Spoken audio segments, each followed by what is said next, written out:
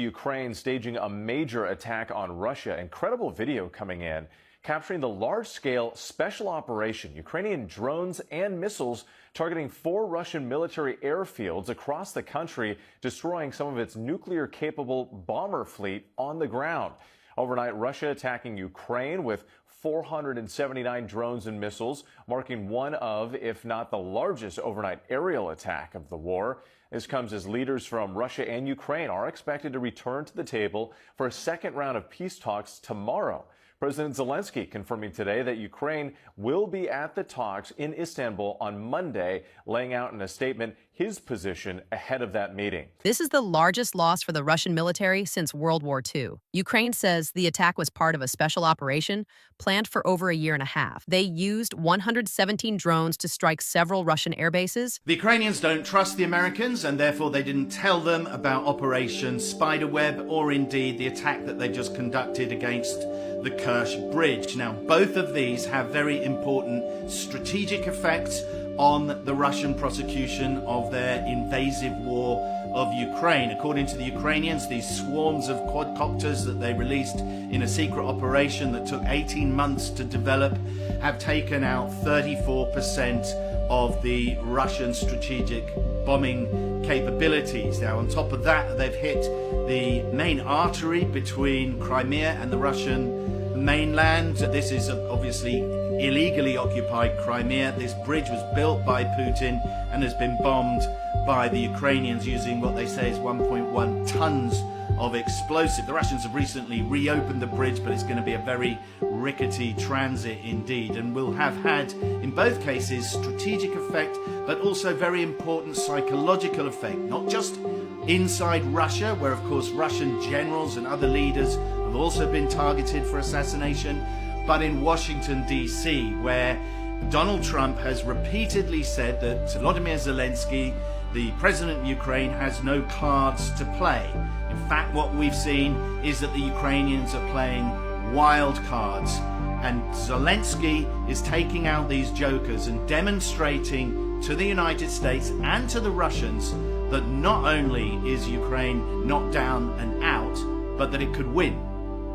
These were not random targets. Only military aircraft were hit. The attack didn't come from Ukrainian soil. Most of the drones took off from inside Russia. Ukrainian forces used help from Russian citizens and even tricked some Russians into building drones, thinking they were for the Russian military. Major air bases hit included Olenya, near Murmansk, in northern Russia, and Belaya in Siberia. These bases are located deep inside Russian territory, further than the distance from New York to Los Angeles. The attack was so far from the border that it shocked Russian officials. Ukraine has pulled off another daring attack inside Russian-held territory. Ukraine's SBU security service says it damaged Russia's bridge to Crimea, setting off more than 1 ton of underwater explosives. Now, this follows the audacious drone attack over the weekend called Operation Spiderweb. Ukraine claims it destroyed or damaged nearly 1/3 of Moscow's bomber jets. Ukrainian President Volodymyr Zelensky confirmed the operation and said everything was carried out perfectly. He also mentioned that people involved in the attack were safely taken out of Russia afterward. The bombers that were hit are mainly used to carry cruise missiles and possibly nuclear weapons. Many of these aircraft were from the Soviet Union era. Russia no longer produces these bombers, and even repairs take many years. So the damage is something Russia cannot easily fix. Estimates say the attack caused over $7 billion in losses for Russia. The drones used by Ukraine were not expensive. Some of them cost just a few $100s, yet they were able to destroy billion-dollar planes. Ukraine trained artificial intelligence systems to help the drones recognize and hit the right targets. They even used an outdoor museum in Ukraine, which has old Soviet planes, to train these drones. The drones were told to look for those exact types of aircraft and destroy them. This made the strike very accurate and deadly. One shocking detail is that Ukraine planned this operation from a building located right next to an FSB, Russian security agency headquarters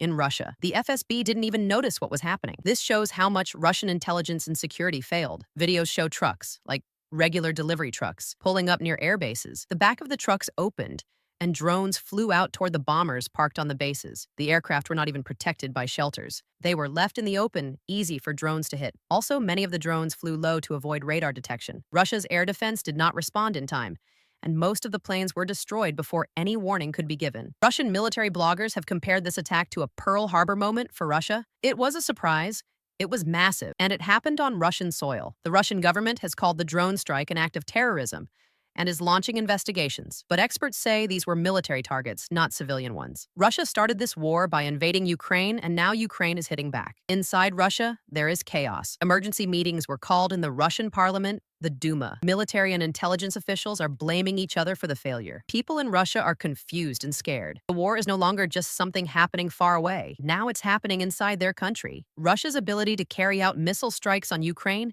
has now been reduced. The bombers they used to launch those missiles are gone. Videos of some of the attacks were uploaded to social media.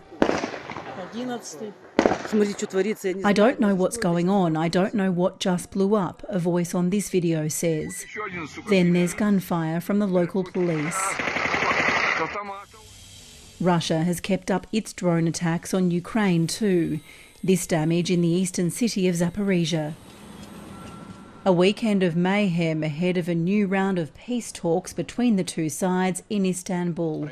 Russia's nuclear strike power has also been weakened. Submarines and support aircraft were also damaged. Without bombers and refueling planes, Russia can't project its power far beyond its borders. Zelensky said Ukraine had intelligence that Russia was preparing another massive strike using cruise missiles and drones.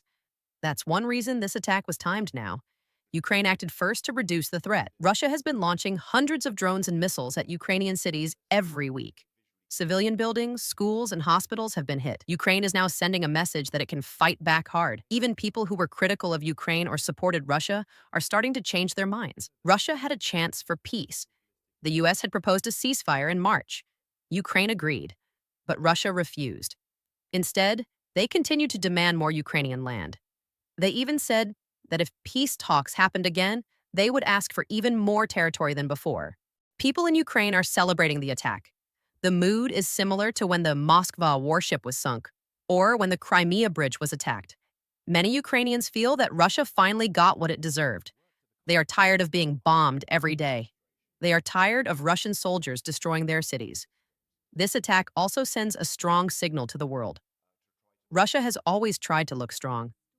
It talks about its nuclear power and its military might. But now, that image is broken. The planes are gone. The submarines are damaged. The truth is that Russia is not as powerful as it claims.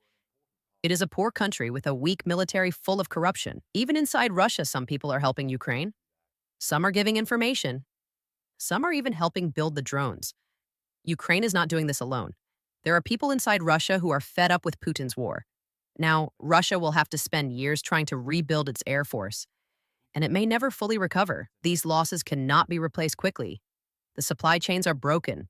The parts are old. The engineers are gone.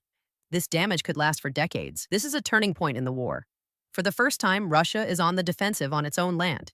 Ukraine has shown that it can strike deep, with precision, and with low-cost tools. This is a lesson not only for Russia, but for the entire world. The future of war is changing. Drones and artificial intelligence are replacing tanks and jets, and countries that learn to use them first have a big advantage. Ukraine has made history with this attack. It changed the war. It showed that a smaller, smarter, more motivated country can hit even the largest military in the world, right where it hurts.